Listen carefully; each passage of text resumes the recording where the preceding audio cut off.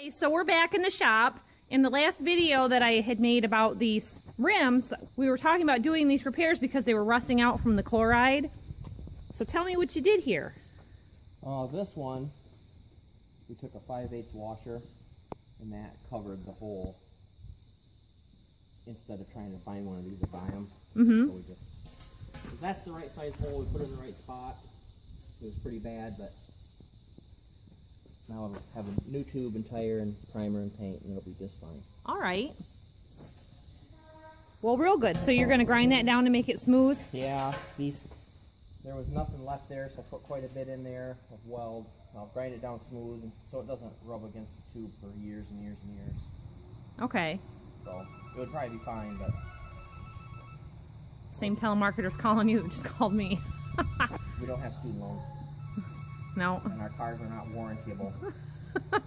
So why call? That's right. It's all day, every day.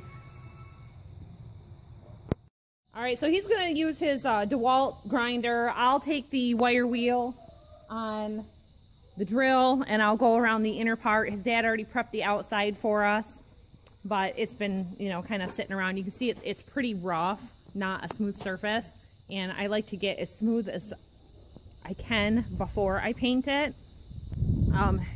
In general, if we're in a hurry or short on supplies, we'll prime the exposed metal and just paint the inner part.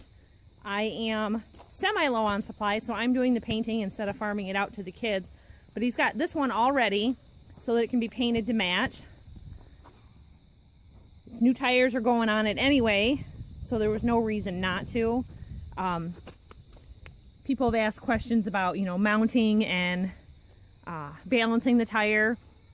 We have all of our own hand tools for mounting the tires instead of sending them out to a shop. Then everything can get done same day within a short amount of time.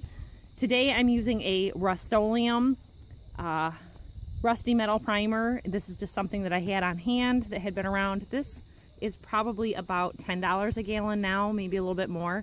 This was under $8 and it was just shoved to the back of the shop. I am using the Rust-Oleum high performance enamel aluminum paint to get this job done. He had actually picked up 2 quarts. When he got home I said, oh, I already have that. So we're gonna get set up and get this painted.